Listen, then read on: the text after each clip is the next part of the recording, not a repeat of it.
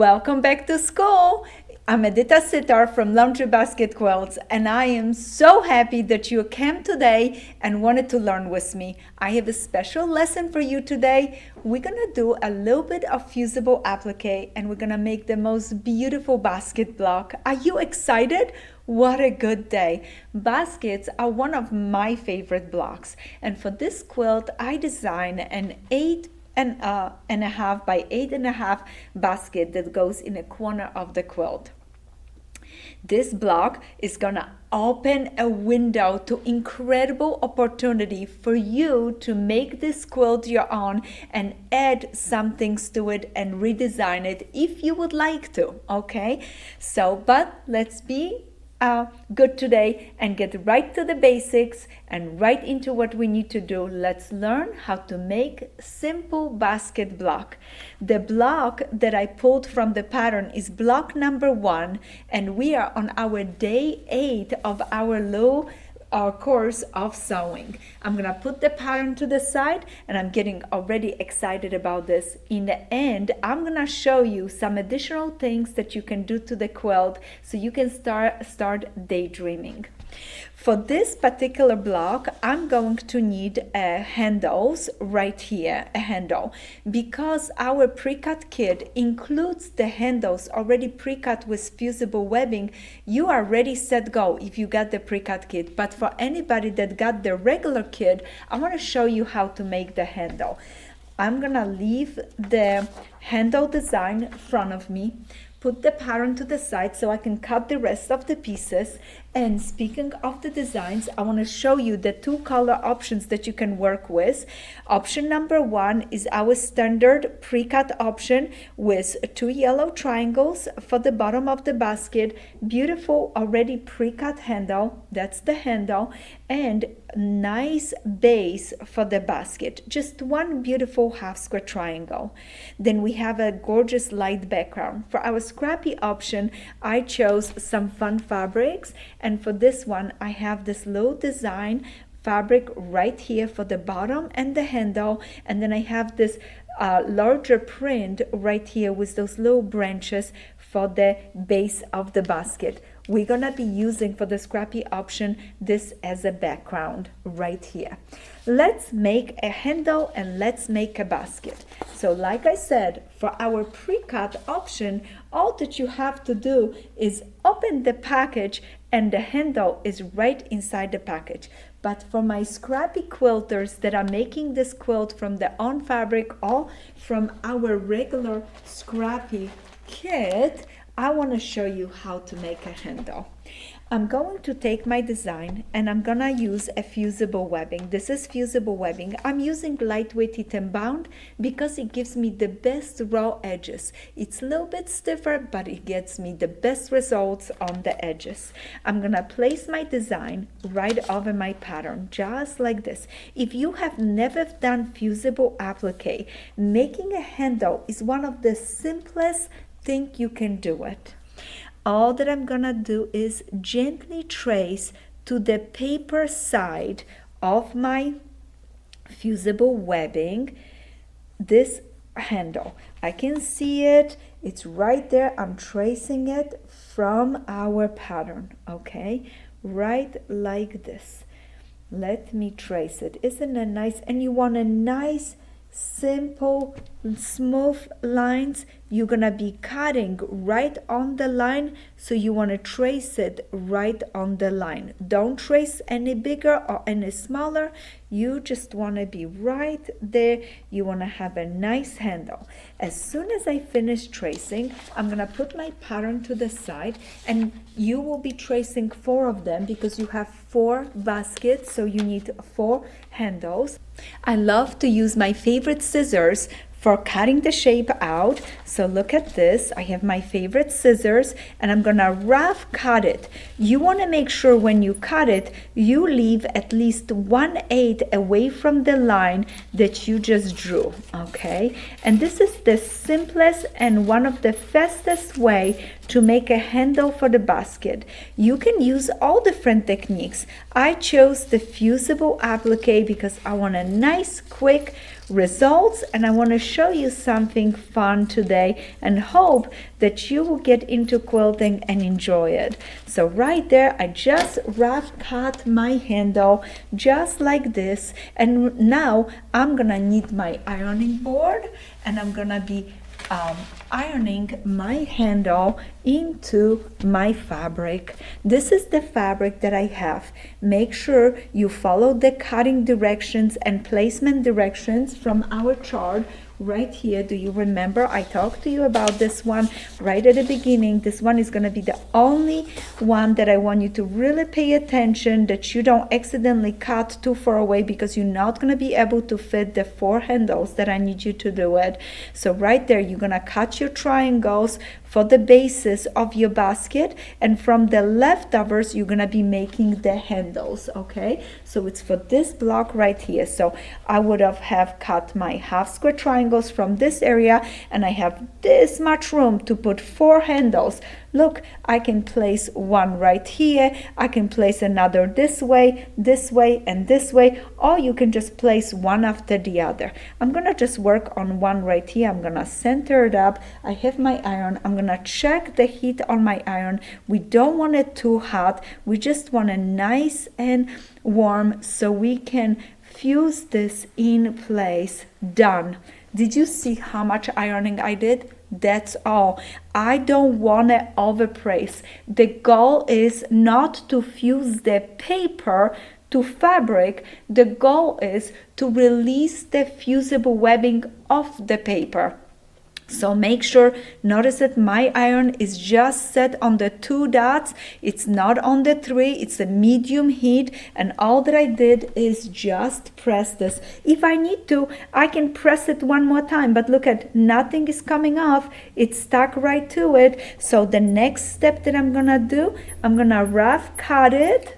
Right there, rough cut it for myself, put the rest of the fabric to the side so I have for the rest of the handles, and I'm gonna go ahead and take my time and beautifully going right next to my line, right next to it, okay, because with every trace, with every cut, you can be making this handle thinner and thinner. So you want your handle to be nice and beautiful, and I'm gonna nice smooth cuts, and look at the long smooth cuts. Okay, I'm gonna cut my handle. I need this side. Look at, I'm gonna trim it, then get right into it and keep cutting. I love doing that. Right there, I'm staying right next, nice smooth cuts. If my hand have shook and I didn't make a smooth lines with the scissors, I'm able to fix this, and now I have a beautiful handle for my scrappy quilt. And all that you would do next is peel the paper away. I just creased it. Look at, I creased the edge, and what happened is, look at this, is separate.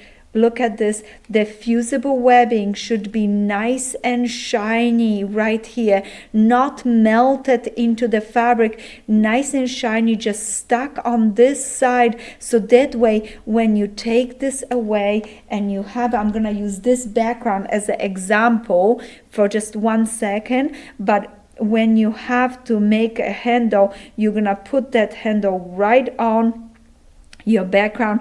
You're gonna match the edges, or you can have them stick just tiny bit down. You want to make sure that you have a nice distance here. For our pre-cut kits, let me check, we made a really nice handle. We were a little bit generous with the length of the handle, so you need a little bit stick down here, but really nice. Follow the pattern if you have to trim your handle down a little bit, but right there, look at this. Isn't that beautiful? All that I'm gonna do now is press it, and this would stick to this, and it's nice because the fusible webbing was not overpressed. You're not gonna have it like a glue showing through your fabric. Remember, less is more when you're doing fusible applique, because you just want to use the fusible webbing as your stabilizer to keep your handle in place till you finish with a zigzag blanket or satin stitch around the edges. But now now you know how to make a handle. I'm going to put this handle to the side, and I'm going to show you our block that we have it right here. This one was done with laser cutting, and in this case we have a steamer seam on it where it has a little sticky on it. Look at this. So it's easy to position things on your design wall. I love using the fusible webbing with the little sticky on it, especially when I design. And all that I'm gonna do is center up my handle and make sure that it lays nice, just like this. Lays nice. Isn't it centered perfectly? Yep, it looks great. If you wonder where it needs to go, you can go ahead and fold the triangle in half. Look at like this. Gently crease it, only very low up here, because it gives you the middle of your background. And you can do the same thing with your handle. Very gently crease it on the top. It's sticking nicely to my fingers. I should have done that before I peeled the paper away. And now middle to middle, and I can see where that handle needs to go. I want a little bit lower because I like to have nice room right here and right here. So when later on, when I sew, I don't get into my handle. As soon as I pushed it down, this is stuck to it because it has the little sticky onto it. All that I need to do is take my iron and gently press it. This time I want to press it enough because I want to get rid of that sticky feeling in my fusible webbing, so when I'm stitching with my thread and needle, it doesn't goog up on my needle.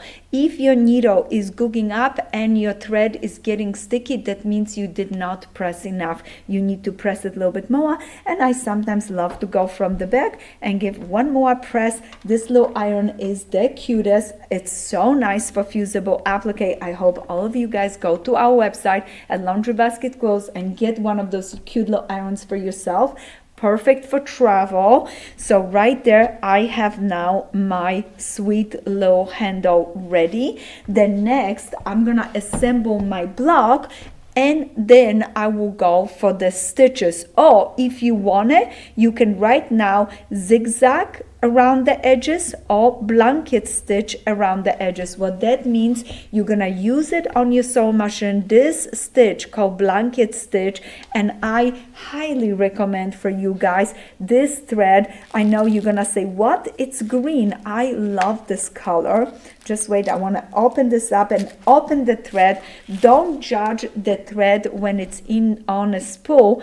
Judge it when you lay one thread right on your project. Look at how nice it looks with this warm yellow. That green is gonna be wonderful with any of the scrappy colors. Look at this.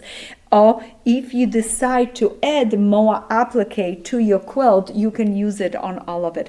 This thread, this number is 2910, is one of my personal favorite. If I don't want to change the threads as I'm stitching, just use one. It's very like camouflage into the fabric, especially the tea dye colors. So, but now, if you don't want to stitch right away, all that you're gonna have to do is take the base of your basket, you place it right sides together, just like this. You're gonna make sure that you remember to pin it, and you remember we always pin it an inch away from the top and the bottom. I love doing that. When soon as you pin it, the top and the bottom, add at least 1 or 2 pins through the middle, especially that you have those cute little handles right here. We're gonna stitch right down, then we we're gonna press it open. I have one done right here for you. Press it, and I push my seam allowance towards my dark fabric, and I also trim the little extra from the handles right there. Then you're gonna be making the rest of the basket, and for that we need the base. We need the light rectangles and 2 small half square triangles, and then there is also a triangle for the base. How do I do that? I'm gonna place my triangle on the top of my rectangle stitch. Do the same thing on this side. Please notice they're opposite. They're left and a right side. As soon as you do that, you're gonna have beautiful units like this, where you're gonna press this open, and I like to push the seam allowance towards the yellow, but if you want it, this is the one time that you could open this seam right here, because you want it nice and smooth. So you could do that if you would like to. As soon as you finish, you're gonna go ahead, place this over our basket base. You're gonna start stitching from the top straight down, flip it open, and then do the same thing on this side. I have one prepared for you guys right here. Look at this. Isn't that lovely? And I push all my seam allowances towards the basket, because I envision that I'm gonna be able to stitch around that basket in a ditch and pop that basket to the front. Before I do that, that's for quilting, I still have to finish my block by adding the bottom triangle right there. I'm gonna lay my triangle, and this is something I want to show you. When you sew those 2 triangles, there is a bias edge right there. This could bend, just maybe get low stretch. Do not get discouraged. Make sure you place your fresh half square triangle from the background and follow the edge of your half square triangle from the background. Pay attention that right here you have a point right there. I'm gonna show you this basket. There is a little bulk there, but you wanted to later on be able to stitch in a ditch around it and even make the basket more 3-dimensional. So, but right there you don't want to get onto the point. You want to stay right below with your 1/4 inch seam allowance, and I center it up. And it's the best way if you fold your triangle in half, crease it again, and you match this with this, so that way you know you're right in the middle there, and start stitching straight down. Don't forget your pins on the left and the right side, and as the machine approaches this point, slow down, so that way you are going where you need to and you don't get thrown by that little bump in assembly. As soon as you are done, look at this. What a lovely nice little point right there. I'm gonna push my seam allowances towards the outside, press my basket, and if I have not stitched yet, now it's the time to go ahead and stitch around the edges. Pull your threads to the back. If you stitch the handle around the edges before the assembly, you can hide all the threads right there where we want. If you would have stitched right at this moment, you can hide all the threads right here. If you wait till you assemble the basket, then stitch, then you have to pull the threads. What are the differences? Why am I giving you 2 options? Because there are pluses and minuses to anything like this when you do it. So the minus is with working on this basket handle right now, that there is a tendency that you can stretch this bias edge right here. What you do is you then baste it to make sure that it stays in place as you playing with it and stitching or ironing, that nothing stretch. But I didn't want to add extra stitch, so that's a minus, that you adding extra stitch to it and tendency that it could stretch.